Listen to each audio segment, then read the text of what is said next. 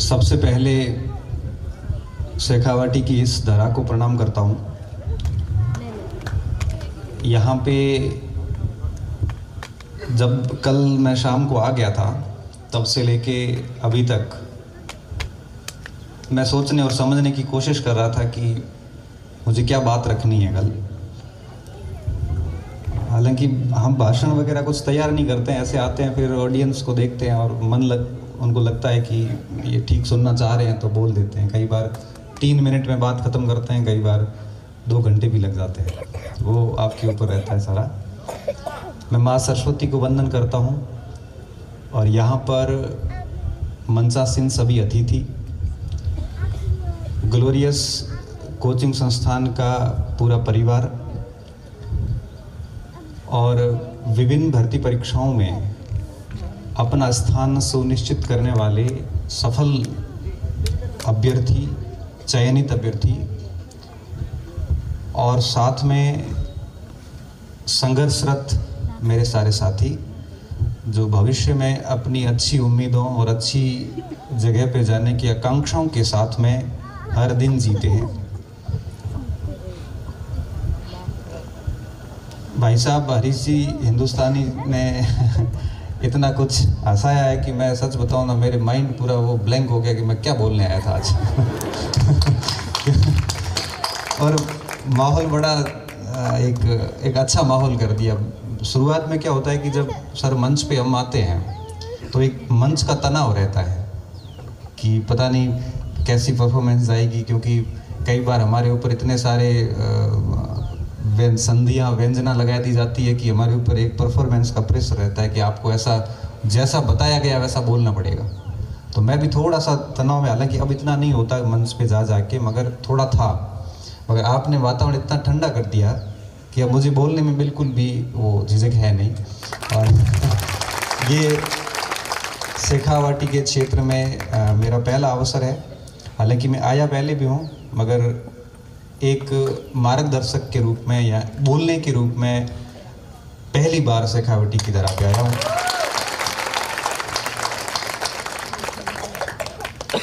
देखो, आपको पढ़ना कैसे है, करना क्या है, टारगेट क्या है, किस तरह से चयन लेने हैं, ये बातें आपको आपके गुरुजन क्लासरूम में हर दिन बताते हैं और मुझे बताने की अब आवश्यकता नहीं है। और हम लोगों ने भी YouTube पे इतना बोल रखा है, ये सोशल मीडिया और इंटरनेट की तकनीकी की एक बड़ी कमी है कि हम भाषण को रिपीट नहीं कर पाते, क्योंकि जो कुछ बोलते हैं वो सारा बोला हुआ है और वापस बोला हुआ बोलते हैं तो इतना इम्प्रेशन रहता नहीं है सर।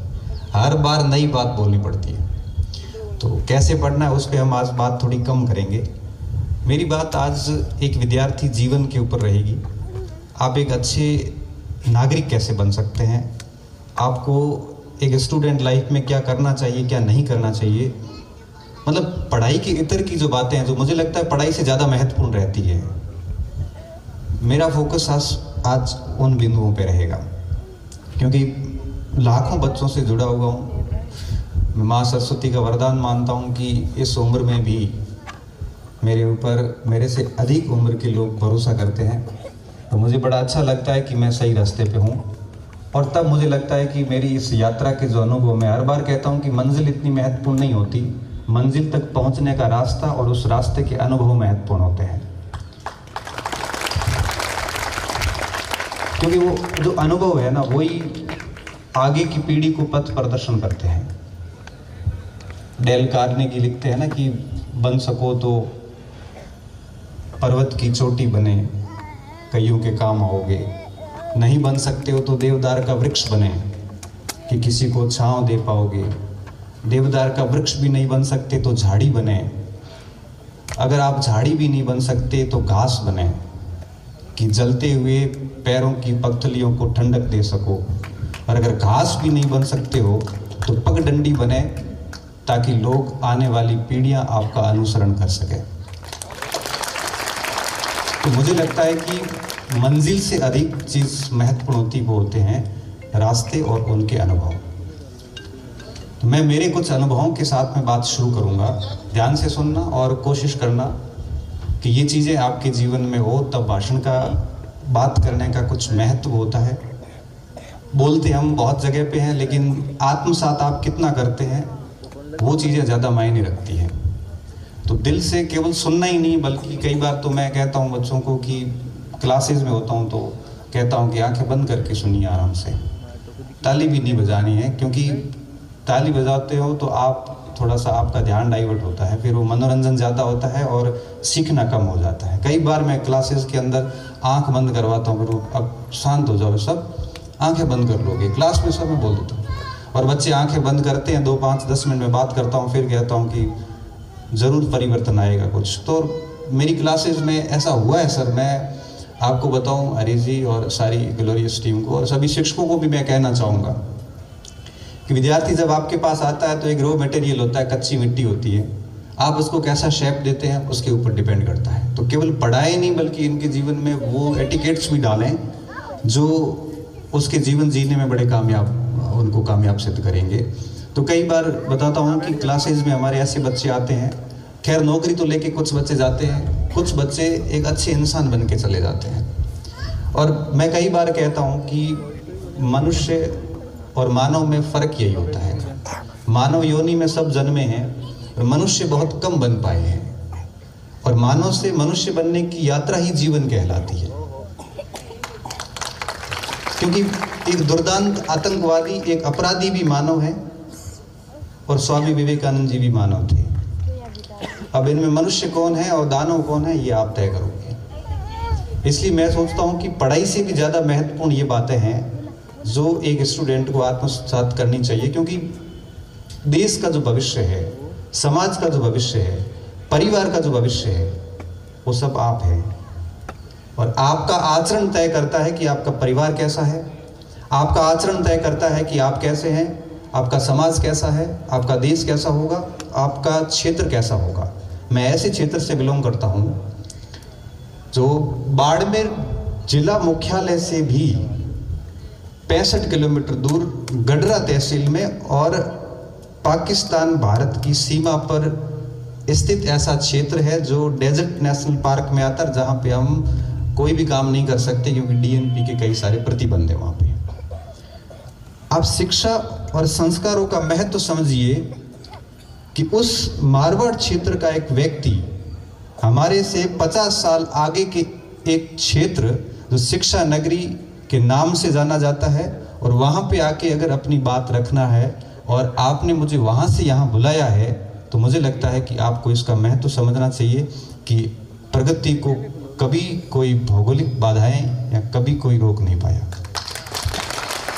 मुझे बड़ा अच्छा सा लगा कि मारवाड़ क्षेत्र से, मतलब मेरे को एक बार एक मित्र ने, हम बैठे बात कर रहे थे कि मैंने कहा, उन्होंने कहा यार आप कितने खुश हो जीवन में, क्या टेंशन कुछ नहीं है, छोटी उम्र में नौकरी लग गई, रिजर्व बैंक ऑफ इंडिया से यात्रा शुरू करके कॉलेज शिक्षा में आ गए। मैंने कहा एक टीस रह गई, प्रशासन में जाना था वो जा नहीं पाया। तब उन्होंने एक लाइन कही मुझे, वो भी एडीएम है और अभी किसी मंत्री के सेक्रेटरी हैं। मैंने कहा गुरु मैं एक बात बताता हूँ, वो राजपूत है और हम ब्राह्मण हैं, पुरोहित है, तो वो बाड़मेर में जनरली हमें गुरु ही कहते हैं। हम भले पढ़े हैं, भले नहीं पढ़ा है, तब भी हमें वो गुरु ही कहते हैं। मैंने कहा गुरु आप जिस गांव से आते हैं, जिस क्षेत्र से आते हैं, वहाँ से दिल्ली के गलियारों तक पहुँचना और वापस जयपुर के गलियारों से होते हुए कॉलेज में पढ़ाने के लिए आपको सरकार के द्वारा नियुक्त करना ही अपने आप में उपलब्धि है। क्योंकि वहाँ से मुझे अच्छे से याद है कि दिन में 3 या 4 बसें आती है, जहाँ पे लाइट 2000 के बाद आई है, टीवी हमने 2008-9 के बाद देखे हैं, पानी के लिए हमारी बहनें और हम तांबेड़ा लेके 3-3 किलोमीटर दूर जाते थे। जब हमने ऐसी सारी चीज़ें बहुत बाद में देखी हैं, उसके बावजूद भी अगर आप इस जगह पहुँचे हैं तो मुझे लगता है कि इससे बड़ी उपलब्धि की आपको टीस रखनी नहीं चाहिए। मैं स्टूडेंट को डेली कहता हूं कि थोड़े गहरे बनिए। गहरे बनने का क्या मतलब होता है? गहरे बनने का मतलब ये होता है कि आपकी एक ऐसी छवि होनी चाहिए कि आपने कहीं बात कही है तो लोगों को सोचने के लिए मजबूर होना पड़े। आप गहरे बनिए, इसका मतलब ये होता है कि जहां कहीं बैठे हैं, आप 4 साथियों में बैठे हैं, 10 लोगों के बीच में बैठे हैं, अपनी बात ऐसी जगह पे कहें जहां आपके शब्दों का मूल्य है। मैं कई बार इस चीज़ का भुगत भोगी हूँ, क्योंकि ऐसे मन का भोला हूँ, कहीं भी कुछ बात बोल देता हूँ और फिर 4-5 लोग जो पास में होते हैं वो उस बात को सुनते हैं और सुनने के बाद उसको उसमें इंटरेस्ट ब्याज वगैरह सब लगा के और उस बात को आगे जाके बोल देते। तब मैं कई बार स्टूडेंट रहता हूँ कि अपने कहीं पे कुछ बोला मत करो, मन में रखा करो और परिणाम के सहारे आप जवाब दीजिए। बस शांत रहिए, किसी को कुछ मत कहिए। आप जितना कम बोलोगे उतने आप गहरे होते जाएंगे, आपकी छवि एक अलग होती जाएगी। अर्थशास्त्र में एक गोसेन हुए थे, गोसेन के 3 नियम आते हैं, 2 तो हमारे काम के नहीं है, तीसरा हमारे काम का है। गोसेन का तीसरा नियम कहता है कि अपनी वैल्यू बढ़ाने की पहली जो शर्त है वो है आपका कम होना। अर्थात आप हर जगह अगर सुलभ होते हैं, आप हर जगह बोलते रहते हैं, आप हर जगह बिना फालतू बातें करते रहते हैं, आप हर जगह उपस्थित रहते हैं, तब आपकी कोई वैल्यू नहीं होगी। अगर आपको अपनी वैल्यू बनानी है तो अपने आप को कम कीजिए, हर जगह बोलना बंद कीजिए, हर जगह आप जाना बंद कीजिए, हर जगह आप अपनी बात रखना बंद कीजिए।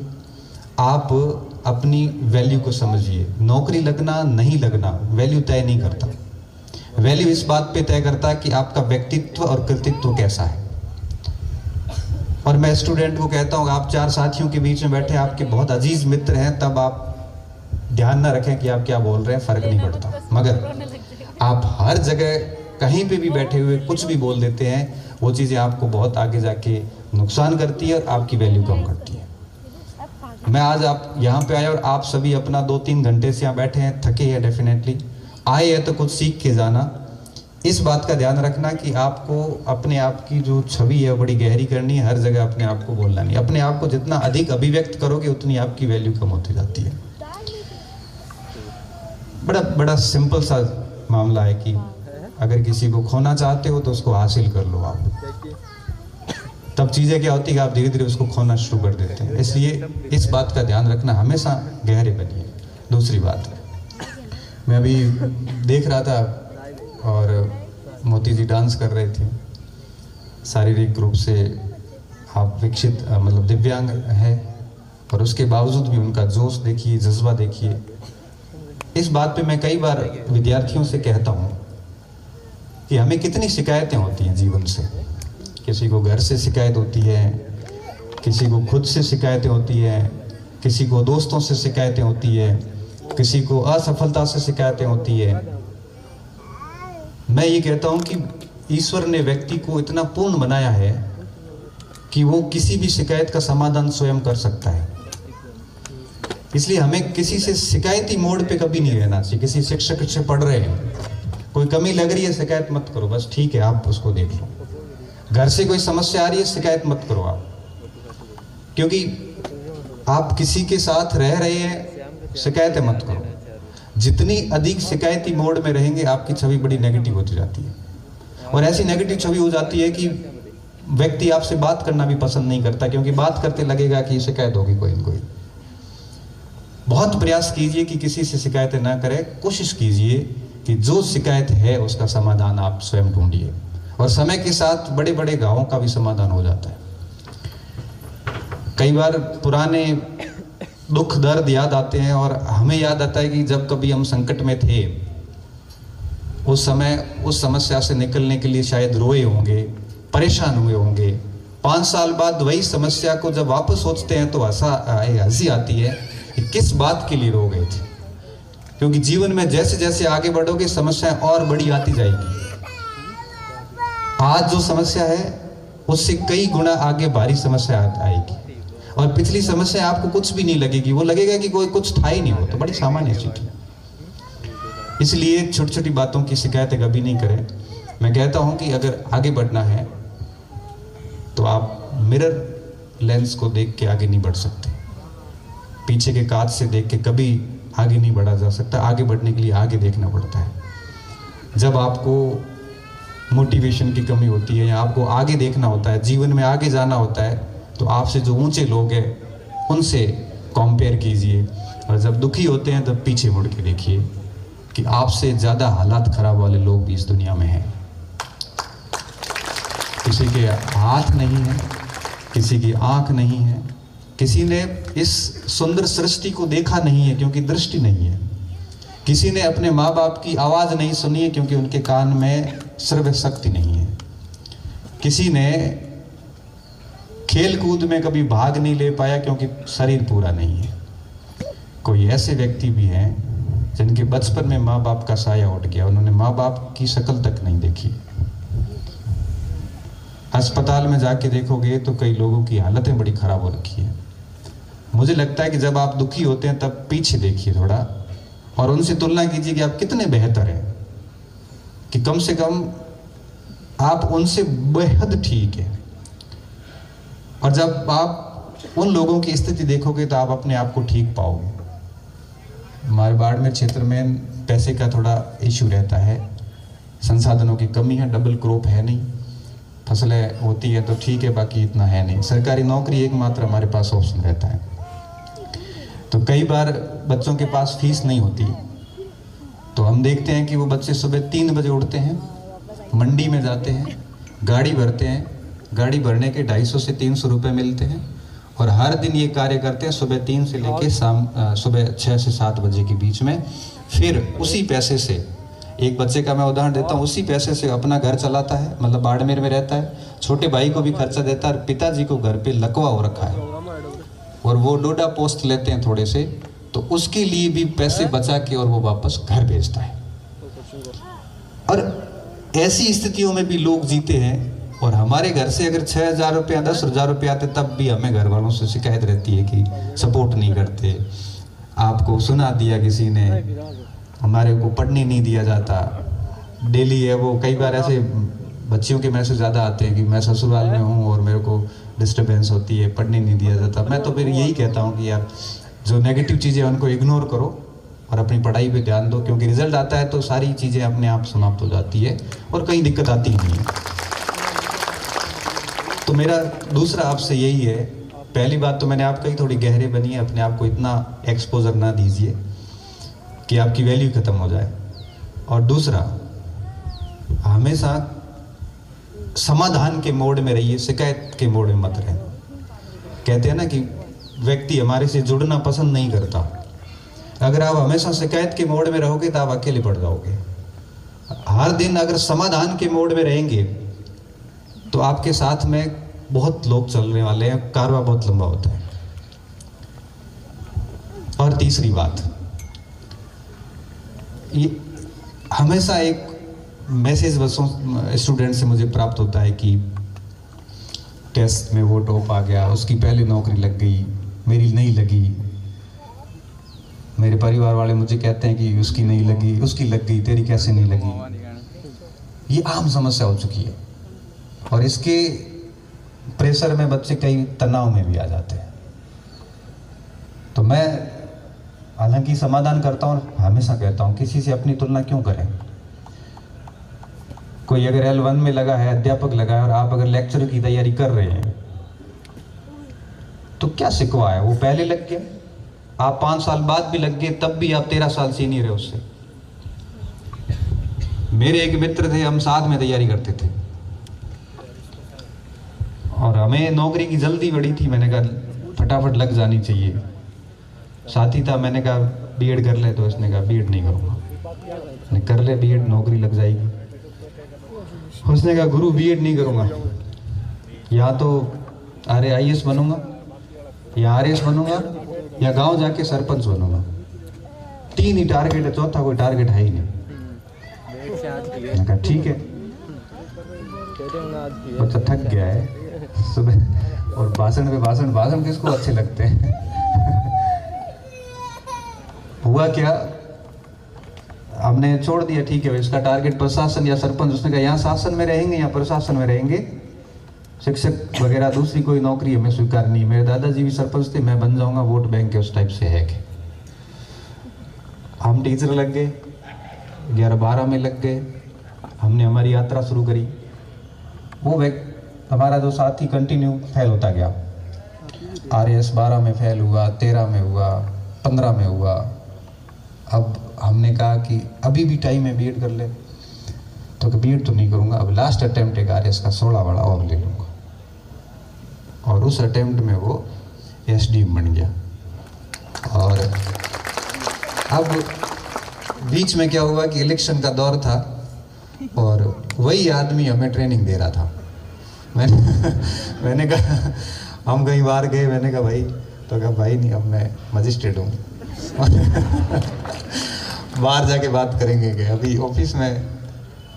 मैंने कहा हमें जल्दबाजी थी और इसका टारगेट क्लियर था, और जो देर से मिलता है वो शानदार मिलता है, ये भी तय बात है। कई बार कहता हूं कि जल्दबाजी के चक्कर में हम ऐसी जगह फंस जाते हैं जो हमारी योग्यता के अनुरूप नहीं होती है। हम बहुत आगे जाने चाहिए थे, लेकिन छोटे लॉलीपॉप हमेशा व्यक्ति को बड़े टारगेट से दूर करते हैं। थोड़ा सा अंदर धैर्य रखिए, कोई लग रहा है तो लगने दीजिए, अंदर मन में रखिए कि समय अपना आएगा और जबरदस्त आएगा। दो लग रहे हैं तो और लगने दीजिए, अच्छी बात है, पार्टी में जाइए उनकी भी, पर मन में गहराई रखिए कि वक्त डेफिनेटली आएगा। वो माँ सरस्वती पे भरोसा रखिए और मेहनत और बढ़ाते जाइए। और साथी लग गए, आप फिर रह गए, कोई इश्यू नहीं। घर वालों ने खर्चा देना बंद कर दिया, कोई इश्यू नहीं है। आप 2-4 घंटे अपना काम भी कर सकते हैं, ट्यूशन भी पढ़ा सकते हैं।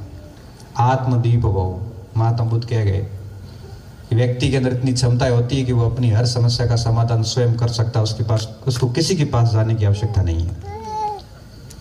और फिर जो आपको मिलेगा ना, वो जिंदगी भर आपको सुकून देगा। और हर उस व्यक्ति को जवाब देगा जिसने अंगुलियां खड़ी करी थी।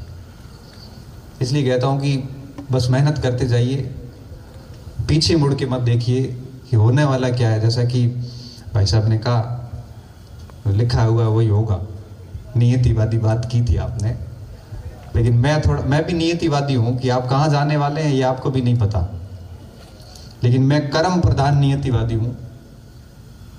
ऐसा नहीं है कि आप चुपचाप बैठे रहो और फिर कहो कि जो नियति में है वो मिल जाएगा, ऐसे नहीं मिलेगा। मेहनत करते जाइए आप। और मुझे यूँ लगता है कि हाथों की जो लकीरें परिश्रम की गुलाम होती है, जिसने जितना लिखा है यहाँ लकीरें चेंज हो जाती है। जिसने लिखा है, मैं एक बार भीलवाड़ा गया सर, एक गांव है वहाँ पे ज्योतिष के पास, साथियों के साथ गया था। साथियों की 2-3 की नौकरी नहीं लग रही थी, तो उन्होंने कहा कि आप साथ में चलो। मैं भी चलाता हूँ। हम गए, गाड़ी लेके गए, यहाँ से 5 जने थे, मैं लगा हुआ था, 4 बेरोजगार थे, मेरे संघर्षरत साथी थे। वहाँ जाते ही उससे उनने बात की, हमने महाराज से बात की। उन्होंने सबसे पहले मैंने ही मेरा हाथ दिखाया, उसने कहा आपके तो अभी 2000 ऐसा कुछ साल बताया, कोई योग है नहीं नौकरी का। तो जबकि उस गाड़ी का पेट्रोल भरा के मैं ही चला था, क्योंकि नौकरी वाला मैं अकेला ही था उसमें। अच्छा ठीक है, और बता दो। फिर उन्होंने कई सारी चीज़ें बताई मेरे बारे में। अब मैंने कहा बहुत सही बताया आपने, ऐसे करके मैं साइड में एक एक करके 500 का बताया। बताने के बाद में मैंने महाराज को एक लाइन पूछी, मैंने कहा आप ये कैसे मतलब तय कर रहे हैं कि नौकरी नहीं लगेगी, या तो कि भाग्य की रेखा है वो ये ऐसे लंबी आती है, ऐसी है नहीं। तो मैं को क्या ऐसे कंटिन्यू ऐसे करने से ये रेखा ऐसे सही नहीं हो जाती, लंबी नहीं होती है? तो कि ये तो मुझे नहीं पता, लेकिन भाग्य रेखा है इसमें ये है नहीं। मैंने उनको एक ही बात कही, महाराज मैं नाराज भी हो गए। मैंने कहा महाराज मैं तो नौकरी लगा हुआ हूँ, लेकिन आप किसी को ऐसे डिमोटिवेट करोगे तो थोड़ा ठीक नहीं लगता। परिश्रम करते जाओगे, ये लिखते हैं ना, तब हाथ अपने आप ऐसे मुड़ जाता है और ये रेखाएं अपने आप लंबी हो जाती है। इसलिए कहते हैं कि ये भाग्य की रेखाएं परिश्रम की मोहताज होती है, व्यक्ति इन भाग्य की रेखाओं का मोहताज नहीं होता। आप पढ़ के तो देखिए एक बार, इस सृष्टि में न्याय होता है, निर्णय नहीं होते। निर्णय कोर्ट में होते हैं, वहां न्याय कई बार नहीं हो पाते, एक न एक पक्ष नाराज रहता ही रहता है। सृष्टि न्याय करती है। आप जैसा करेंगे वैसा रिटर्न होता है। आपने किसी के साथ बुरा किया तो आप तैयार रहिए अपने साथ बुरा होने के लिए। आपने जिस स्तर की पढ़ाई की है आप परिणाम के लिए रेडी रहिए। वो आज मिलेगा, 2 साल बाद मिलेगा, मगर मिलेगा जरूर। जिस लेवल की पढ़ाई की जाती है, जिस लेवल का समय आपने पुस्तकों में खपाया है, आप निश्चित तौर पे उस जगह पे जाएंगे। मैंने कभी नहीं सोचा था कि मैं कॉलेज में आऊँगा। मैं कई बार ये क्लासेस में, वीडियो में बोल चुका हूँ। मेरा राजस्थान यूनिवर्सिटी में पीएचडी में एडमिशन हुआ, पूरे राजस्थान में पहली रैंक थी, लेकिन मैंने इसलिए नहीं करी कि जब अपने को हायर एजुकेशन में जाना ही नहीं है तो पीएचडी का मतलब क्या है, और छोड़ दो। उसके 10 साल बाद जाके मैंने वापस पीएचडी की। क्योंकि मुझे कॉलेज लेक्चर बन गया, प्रोफेसर हो गए, तो अब बिना पीएचडी ये नौकरी आगे काम की नहीं, करना ही पड़ेगा। करियर प्रमोशन के लिए करना पड़ेगा। कभी नहीं सोचा कि इस फील्ड में जाऊंगा, मगर पढ़ाई में कोई कमी नहीं रखी थी। 12th करने के बाद से हमने हमारे रिसोर्सेज, जो सीमित संसाधन थे, हालांकि मैं कोचिंग करवाता हूँ, पढ़ाता हूँ, मैंने खुद ने कभी कोचिंग की नहीं। कोचिंग इसलिए नहीं कर पाए कि बाड़मेर में स्तरीय कोचिंग नहीं थे, और जयपुर जाके, दिल्ली जाके करने जैसे संसाधन हमारे पास नहीं थे। तो हमें उसमें राजी होना था, हमारे संसाधनों में ही काम करना था। और पढ़ाई उस लेवल की थी कि 2009 से सरकारी यात्रा शुरू करी, महज 20 साल की उम्र में, और अभी तक अनवरत रूप से जारी है। न जाने कितने डिपार्टमेंट चेंज किए, और अब डिपार्टमेंट चेंज करने का कोई मूड नहीं है। अब सिर्फ पढ़ाने का मन करता है। खूब पढ़ता हूँ। आज भी बच्चों को कहता हूँ कि आप, बच्चे कहते हैं सर सफलता का राज क्या है आपका। कभी कभी ऐसे लाइट मूड में होते हैं तो क्लास में पूछते हैं। मैं को राज जैसा तो कुछ है नहीं, मगर इतना मुझे पता है कि पिछले 15 साल लगभग, मैं बता दूं, मुझे याद नहीं है कि मैंने किस दिन पढ़ाई नहीं की। 15 साल हो गए मैं लगातार पढ़ रहा हूं। किताबें मेरे पास रहती, मेरी गाड़ी, अभी आप जाके देखोगे तो उसके पीछे की सीट पे भी 3-4 किताबें पड़ी है। क्यों पढ़ रहा हूँ मुझे खुद को नहीं पड़ता, पर पढ़ता हूँ। ये जो कंसिस्टेंसी है, ये जो एक कंटिन्यूटी है, नियमितता और निरंतरता, ये पिछले 15 साल से रही है। बेटा आपकी रही है तो क्या नहीं, तो कैसे लगेगा? आप 4 महीने पढ़ने के बाद कहते हो अब हमारी नौकरी कब लग रही है। 4 महीने में होता क्या है? 1 साल पढ़िए, 1-1.5 साल दम लगा के पढ़िए, फिर अपने को हर प्रश्न का जवाब स्वयं मिलता है। और मैं कहता हूं कि जिसके मस्तिष्क में बहुत सारे प्रश्न उठ रहे हैं, जिसके दिमाग में बहुत सारी शंकाएं उठती है कि सिलेक्शन होगा कि नहीं होगा, क्या होगा, कैसे होगा, मुझे लगता है उसकी पढ़ाई में बहुत कमी है। और जिसने बहुत ज़बरदस्त तरीके से पढ़ाई शुरू कर दी है, उसके दिमाग में कभी भी शंकाओं से भरे हुए सवाल कभी पैदा नहीं होते। क्योंकि ये पढ़ाई ऐसी एक कंसेप्ट है, एक ऐसा ऊर्जा का उपयोग है कि मन के हर प्रश्न को, हर डाउट को खत्म कर देता है, और बड़ा धैर्य से पढ़ता जाता है। जैसे जैसे ज्ञान बढ़ता जाता है, व्यक्ति चुप होता जाता है। बस उसको सुनना अच्छा लगता है, सुनाना ज़्यादा अच्छा नहीं लगता। और अगर वो 4 शब्द भी बोल गया ना, तो सामने वाले मुरीद हो जाता है, क्या कितनी प्यारी बात कहती। जैसे जैसे अध्ययन बढ़ता जाएगा, आप अकेले पढ़ते जाओगे, आपका ग्रुप बदलता जाएगा, आप उन लोगों से दूर होते जाओगे जिसकी धरातल पर कोई अस्तित्व नहीं है। सुंदर हो जाता है व्यक्ति, पढ़ पढ़ के व्यक्ति सुंदर हो जाता है। उसके चेहरे पर एक अलग टाइप की एक रोशनी आती है। उस लेवल की जब पढ़ाई होती है ना, तो नौकरी आपके पीछे भागती है, आपको उसके पीछे नहीं करना पड़ता।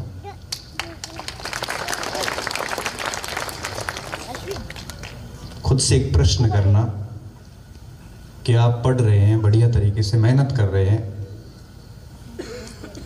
आप हमेशा अपने आप से प्रश्न करिए, हर रात को करिए, जब भी सोते हैं तब करिए कि क्या जिस उद्देश्य से आप आए हैं, आज के दिन उस उद्देश्य को प्राप्त करने के लिए मैंने कितने प्रयास किए।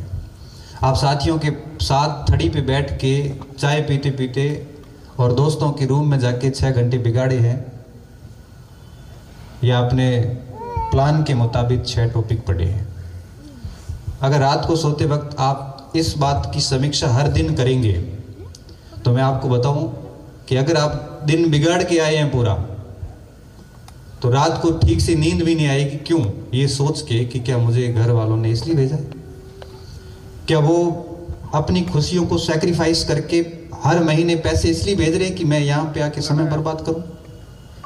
हर दिन आप अगर एक रात को सोते वक्त ये समीक्षा करेंगे कि आज के दिन का मैंने क्या यूटिलाइज किया है, अगर आपका एक दिन भी बिगड़ेगा ना, उस रात आपको ठीक से नींद नहीं आएगी और आप धीरे धीरे अपने में सुधार करेंगे।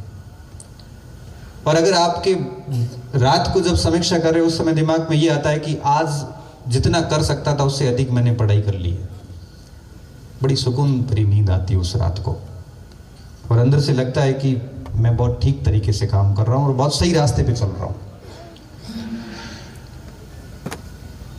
बस इतनी सी बात ध्यान रखनी होती है कि आप अपने टाइम को कितना प्रोडक्टिव यूज करते हैं। बर्बाद तो नहीं कर रहे कहीं। समय को बर्बाद किया तो वो समय आपको वापस उससे अधिक बर्बाद करेगा, क्योंकि वापस लौट के नहीं आता कभी। 25-27 साल उम्र होती पढ़ने की, बढ़िया चीजें याद होती हैं, घर का पूरा सपोर्ट होता है, और धीरे धीरे क्या होता है कि ये समय चला जाता है। मन में एक बड़ी गलत फहमी रहती है कि हर दिन ऐसा ही रहेगा, जबकि हर दिन ऐसा नहीं होता। कभी ऐसा दिन उगता है कि सब कुछ बदल जाता है। घर से पैसे आने बंद हो जाते हैं और जो आप सोच रहे थे वैसा कुछ नहीं होता। हमारे एक साथी थे, बड़ी अच्छी तैयारी थी और असिस्टेंट कमांडेंट का फिजिकल था। रेलवे स्टेशन के आगे एक्सीडेंट होता है और पैर फ्रैक्चर हो गया। अब फिजिकल था तो फ्रैक्चर हुआ, तो फिजिकल से तो सीधा आउट है। जाना दिल्ली टिकरी कैंप में था फिजिकल देने के लिए, और गए हॉस्पिटल में। वहां से वो बंदा डिप्रेशन में चला गया, क्योंकि चयन के बहुत नजदीक आके वो दूर हो गया। अब वो साथी बाद में हमें बड़ा ऐसे फील भी होता था कि दिव्यांग कोटे से बाद में नौकरी लगा, शिक्षक बना। उसने जीवन में कभी ये सोचा नहीं होगा कि जिसने 3 तारों के सपने सजाए हो, वो व्यक्ति दिव्यांग कोटे में आखिर में जाके L2 का एक टीचर बनेगा। वो व्यक्ति जीवन में अब संतुष्ट भी नहीं है। फिर उसके बाद वही नशे पते, क्योंकि जब व्यक्ति जीवन में या तो बहुत अधिक संतुष्ट होता है या बिल्कुल संतुष्ट नहीं होता, तब नशे की ओर गमन करता है। बहुत अधिक संतुष्ट होने के बाद में कुछ बचता नहीं है, तब वो गलत रास्तों पे जाने की संभावनाएं बढ़ जाती है। और या बहुत अधिक असंतुष्ट होता है, तब अपने गम को दूर करने के लिए कई बार नशों पतों की तरफ चला जाता है। और ऐसे कई दोस्तों का हमने हमारे आंखों के सामने पतन देखे हैं। इसलिए कहता हूं कि हर दिन समान नहीं होता। आज का दिन अच्छा है, जरूरी नहीं कल का दिन अच्छा हो। मैं तो उम्मीद करता हूं हर दिन ही अच्छा हो, लेकिन नियति ने क्या तय कर रखा आपको किसी को नहीं पता। इसलिए कहते हैं कि घर वालों ने आपको भरोसा करके जब यहाँ भेजा है पढ़ने के लिए, तो आप एक एक दिन ही क्यों, उसके अंदर एक एक मिनट को यूटिलाइज कीजिए। हर एक घंटे का हिसाब रखिए, जैसे पहले के लोग पैसे का हिसाब रखते थे। पहले के लोग रखते थे। मुझे अच्छे से याद है, जब मैं कॉलेज में पढ़ता था तो मुझे 500 रुपये दे के पापा भेजते थे, और वापस उसमें से 360 रुपये हॉस्टल की डाइट थी, 140 रुपये बचते थे, और घर जाते हिसाब पूछते थे, बेटा 140 का क्या किया। मुझे कोई मतलब नहीं है कि तूने खर्च किए, भले किए, लेकिन मुझे पता होना चाहिए तूने कहाँ खर्च किए। किताब पे किए, कॉपी पे किए, कपड़ों पे किए, शूज लिए, क्या लिया। मुझे अब समझ में आ रहा है कि वो हिसाब इसलिए नहीं था कि वो कंजूसी कर रहे थे या अपने बच्चों की इच्छाओं को, उनकी जो एक होती है, उनको ख़त्म करने की कोशिश नहीं थी, बल्कि वो इसलिए कर रहे थे कि कहीं ये बच्चा पैसे लेके कहीं गलत आदतों में तो नहीं डाल रहा है। क्यों गलत करोगे तो आपके पास हिसाब नहीं होगा। वो बात मुझे अब समझ में आती है कि पैसे का हिसाब इसलिए ज़रूरी था। वो 150 रुपये कोई मायने नहीं रखते थे, लेकिन उस हिसाब के डर में हम कभी भी उसकी चॉकलेट भी कहते थे 2 रुपए की चॉकलेट खाई। 8 रुपए की दूध की थैली थी तो 2 रुपए चॉकलेट दे दी उसने, कोई बात नहीं खाई तो। लेकिन हिसाब होना चाहिए आपके पास। जिस तरह से पैसे का हिसाब अगर मांगा जाता था, आप सोचिए कि टाइम कितना वैल्यूएबल है, उससे कहीं अधिक वैल्यूएबल है। हमारे पास टाइम का हिसाब नहीं है। इसलिए आज की इस जनरेशन के विद्यार्थियों को मैं कहता हूं कि सुबह से शाम तक अपने समय को ऐसा यूटिलाइज कीजिए कि आपके पास हिसाब होना चाहिए कि आप कहाँ उसको खर्च कर रहे हैं। ये नहीं है कि आप भूगोल पढ़ते पढ़ते थक गए हो तो कोई बात नहीं, आप अच्छा उपन्यास पढ़ लो, कोई फर्क नहीं पड़ता। आप किसी अच्छे विद्वान का कोई लेक्चर सुन लिया, आपने किसी YouTube पे जाके कोई बढ़िया क्लास देख ली जो जीवन दर्शन की बात थी या कोई अच्छे इंटरनेशनल इश्यूज की बात थी, ये सारा काम यूटिलाइज है।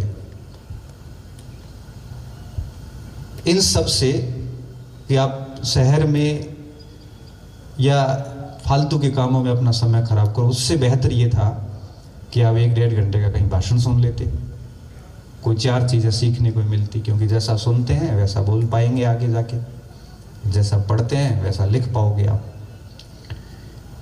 इसलिए कहता हूं कि अगर आप समय को यूटिलाइज करोगे तो धन भी यूटिलाइज होगा, और धन समय दोनों अगर यूटिलाइज होता है तो जीवन अनुशासित होगा, और अगर जीवन अनुशासित हो गया तो परिणाम देखते ही देखते मिलेंगे। आपको परिणाम से कोई वंचित नहीं करेगा, और आपको ये पूछना भी नहीं पड़ेगा, और आपको ये कहना भी नहीं पड़ेगा किसी को भी कि परिणाम कैसे मिलता है।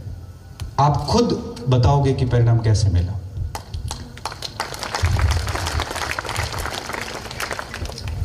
बच्चे मुझे कहते हैं सर कि रात को पढ़ें कि सुबह पढ़ें। मैं कहता हूँ जब भी पढ़ना है पढ़ना है, बल्कि रात को पढ़। आपने कैसे किया? क्योंकि कई क्यूरियोसिटी होती है स्टूडेंट्स की। तो मैंने कहा मैं तो 15 दिन रात को पढ़ता था, 15 दिन सुबह जल्दी उठता था। ये सच है। 15 दिन क्या करता था, 2:30-3 बज जाते थे। 3 साथी थे हम 4, और आज भगवान की मेहरबानी से सारे अधिकारी हैं। रात को चाय बनाई, 1-2 बार चाय बनाते थे, 1-2 साथी कॉफ़ी पीते थे, 2:30-3 बजे तक पढ़ लिए, थक गए, सो गए। फिर सुबह वापस 10-1 बजे उठते थे, फिर पूरे दिन वापस पढ़ाई, बाकी दुनिया से कोई मतलब नहीं।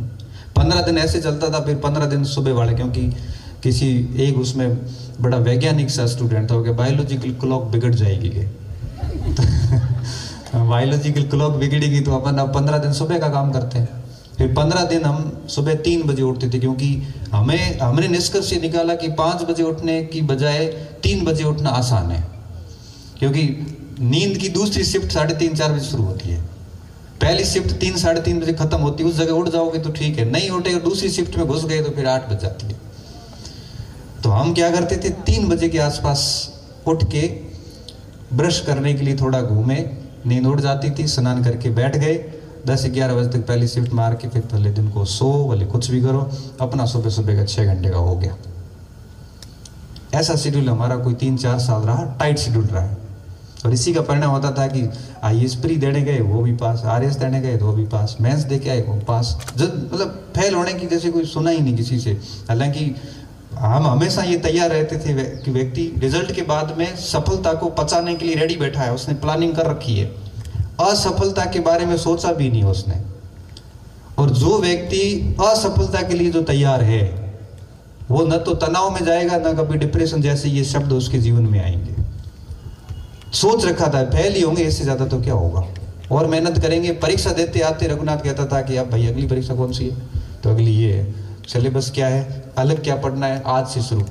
अब वो दूसरा रिजल्ट आएगा तब देखेंगे, पास हुए तो ठीक है, नहीं तो 7 महीने से तो हो ही रहे थे।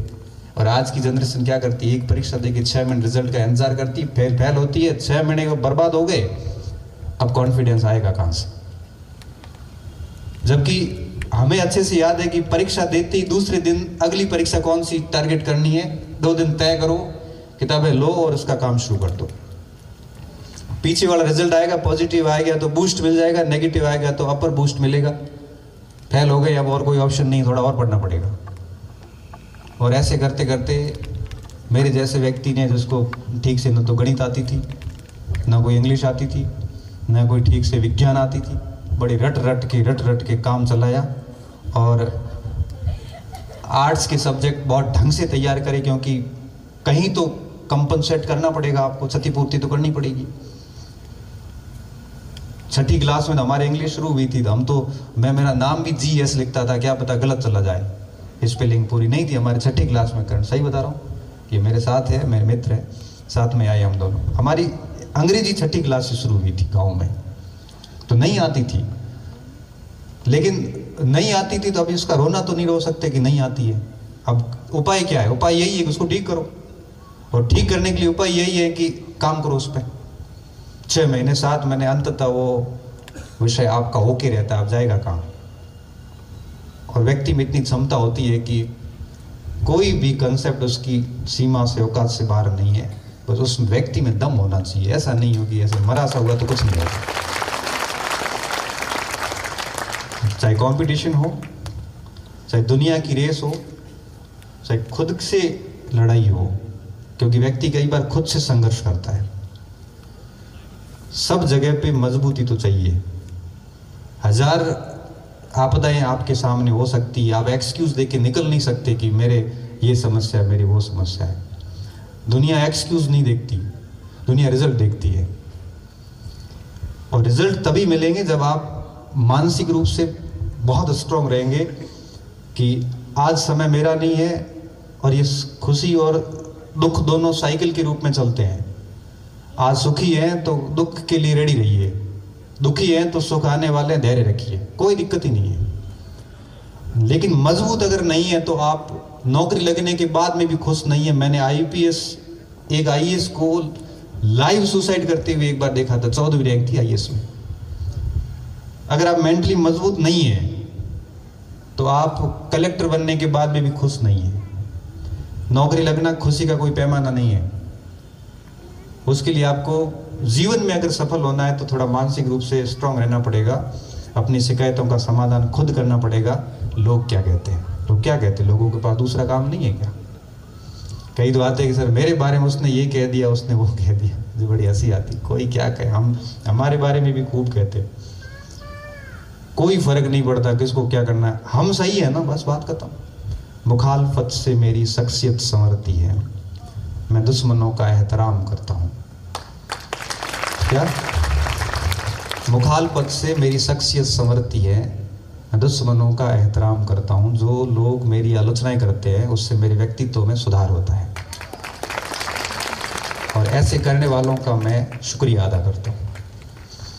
कई बार एक लड़का IAS बना, 2017-18 की बात थी। टीवी वाला उसके पास गया पूछने के लिए कि आप इसकी श्रेय किसको दोगे। उसने माता पिता, गुरुजनों का, किसी का नाम नहीं लिया। उसने 2 लाइन ही बोली, मुझे अच्छे से याद है, मैं नाम नहीं लूंगा IAS का, मेरे अच्छे मित्र भी है। तो उन्होंने कहा कि ये सारा श्रेय मेरे उन आलोचकों को है जिन्होंने मुझे मोटिवेट किया हर टाइम ये कह के कि RS में इसका सिलेक्शन गलती से हुआ है। क्योंकि वो RS भी था, RS था और थोड़ा ड्रिंक विरिंक करने की आदत लग गई, तो लोगों ने, साथियों ने कहा कि ये सिलेक्शन बिल्कुल गलती बोल रहे हैं, इसका सिलेक्शन गलती से हुआ है। बात चुभ गई उसको, चुभी तो उसने, अब आपको कोई बात चुभती है, फिर आपके पास 2 ऑप्शन है, आपके अंदर नेगेटिव एनर्जी उत्पन्न हो गई है। अब या तो आप उससे लड़ाई कर दो, टोक पीट दो, और या फिर आप उस एनर्जी को किसी प्रोडक्टिव कार्य में यूज कर लो। उसने कुछ नहीं किया, बात सब जिसके जो आक्षेप थे सुन लिए, और धीरे धीरे सिविल सर्विसेज का फॉर्म डाल के और IAS की तैयारी शुरू कर दी।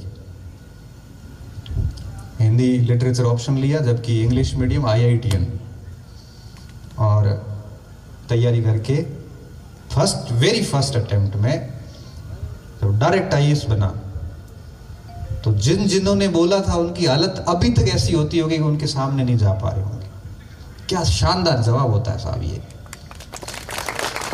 मुझे नहीं लगता कि इससे बढ़िया कोई जवाब कोई दे सकता है। और फिर पत्रकार आगे कि आप अपनी सफलता का श्रेय किसको देना, और भाई साहब बोले कि ये सारी सफलता जो है वो आलोचकों को समर्पित है, जिन्होंने ये कहा कि मैं गलती से आरिस बना हूँ। इससे पहले की सफलता मेरे माँ बाप और गुरुजनों की बदौलत थी, ये सफलता सिर्फ इनके कारण है। नहीं तो मैं मस्त था जिंदगी में, मेरे आगे सोचा ही नहीं था आरिस से अल्लाह, राजस्थान से बाहर ही नहीं जाना था, बिल्कुल कोई टारगेट नहीं था, लेकिन टारगेट इन्होंने बना दिया। और ऐसा किस्सा कईयों के साथ होता है, कईयों के साथ होता है, हमारे साथ भी है। हम जब भी कभी शांत होकर बैठते हैं कि यार अब ये सब छोड़ के रेस्ट करते हैं, क्योंकि घर वालों की हमेशा हमारे से शिकायत रहती है। ये पब्लिक लाइफ के कारण हमारी पर्सनल लाइफ मरी भी होती है सर। घर वाले डेली कहते हैं कि आखिर कब हमें टाइम कब मिलेगा, पूरा टाइम बच्चों के साथ जा रहा है, तो इससे अच्छा तो ये था कि शादी वादी करते ही नहीं, फ्री रहते हैं अटल जी की तरह। हमेशा उनकी ये शिकायत रहती है, फिर भी हम समझाते हैं कि बस 1-2 साल और। लेकिन तभी कोई न कोई ऐसा तत्व पैदा होता है जहाँ कुछ सुनने को मिल जाता है, फिर सोचते हैं अच्छा ठीक है अब थोड़ा और ये करेंगे, और ऐसे करते करते मैं यहाँ तक आ गया।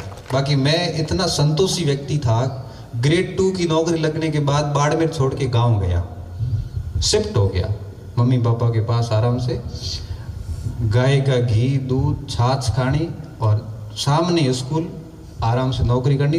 2 साल वहीं रहा, किताबें विताबें छोड़ दी, फिर वही बात वापस। सर की बातचीत को रोचकता और तथ्य देने के लिए सर मैं निवेदन करूं, ये सत्य ही है, पब्लिक जीवन बड़ा हो जाता है तो फिर पर्सनल जीवन खत्म हो जाता है। ऐसे रखते हैं। हमारे भी एक कवि सम्मेलन आई है, आज गुवाहाटी, आज हैदराबाद, आज जो मना में 20-22 रात ना हुआ सर कवि सम्मेलन।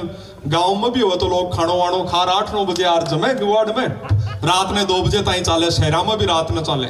माने कव्या ने जावा बड़े माड़ा और साफा मोटा लिफाफा, फ्लाइट की यात्रा, पर घराली बहुत दुखी रहे सर। बा भगवान ने ओळमो दे, 2 पंक्तियां को आनंद आ जाए तो सर की पीड़ा भी समझिए। मां मारे घराली भगवान ने कहे भली करी रहे राम जी, ठाडी करी रहे राम जी, राछो दीन्यो बींद और रातू तो रोतो फिरे, दिन में काटे नींद। और सर नींद की भी बताने स्थिति बताऊं, हमारे सीजन आवे ओड़ी की 15-20 दिन लगातार ही जागा, फ्लाइट सुबह की लिया, सुबह रही 1000-1500 रुपया सस्ती पड़े, चेक इन जल्दी करनोरिया, तो बब आए पानी पी ले सर बीच में। मैं इतनी देरों में शेखावाटी में आया तो मैं सोचूं आगे आराम भी पड़ेगा, तो जब नींद की स्थितियां हो जाए, उतरना हो ग्लोरियस सर आगे चला जावा बगियार, पाछा गाड़ी घुमावा रही का नींद भी जानी हो, नींद हो जाए रातों नींद भी जानियो, रा भी क्या की नींद, और लोग भी नड़ी लेगा सूत्यो रहेगो। तो इसलिए सर टेम श्री आपने घर भी संभालना पड़ेगा।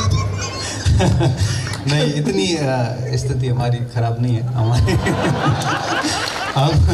हम हॉस्टल लोग हैं, छुट्टी के बाद में फ्री है, ठीक है। तो सर ने या मेरी बात से अब खुद में पॉजिटिव लागू जी। तो ये चीज़ें रहती है कि जब भी कभी हम शांत हो जाते हैं, जब लगता है कि जीवन में अब कोई आगे उद्देश्य नहीं है, तभी उद्देश्य देने के लिए कोई न कोई ऐसा व्यक्ति आता है जीवन में जिसका हम हमेशा शुक्रिया अदा करते हैं। तो कोई आलोचना करता हुआ मिलता है तो उसका शुक्रिया अदा कीजिए, वो व्यक्ति आपके जीवन के उत्थान और उद्धार के लिए बहुत ज़्यादा ज़रूरी है। अगर कठिनाइयों से निकलोगे, समस्याओं से निकलोगे तो बहुत मजबूत बनोगे।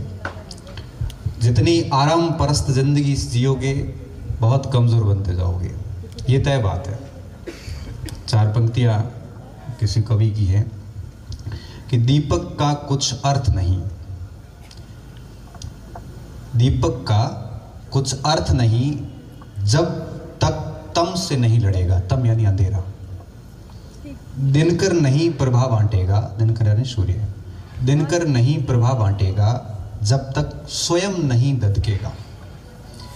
कभी दहकती ज्वाला के बिन कुंदन भला बना है सोना, बिना घिसे मेहंदी ने बोलो कब पाया है रंग सलोना। जीवन के पथ के राही को, जीवन के पथ के राही को क्षण भर भी विश्राम नहीं है। कौन भला स्वीकार करेगा कि जीवन एक संग्राम नहीं है, जीवन एक संग्राम नहीं है। तो ये जीवन बड़ा इंटरेस्टिंग है, जैसा कि भाई साहब ने कहा कि इसमें रंग बदलते रहते हैं। तो जो भी नेगेटिव चीज़ें होती हैं उसको पॉजिटिव कन्वर्ट कीजिए, हमेशा समस्याग्रस्त नहीं रहिए, अपने समाधान ढूंढते रहिए, गहरे बनिए और समय को ठीक से यूटिलाइज करते हुए, आलोचकों का सम्मान करते हुए जीवन में हमेशा आगे बढ़िए। शेखावटी की इस धरा पर मुझे जितना प्रेम मिला मैं बड़ा अभिभूत हूँ और मैं आप सभी का शुक्रगुजार हूँ।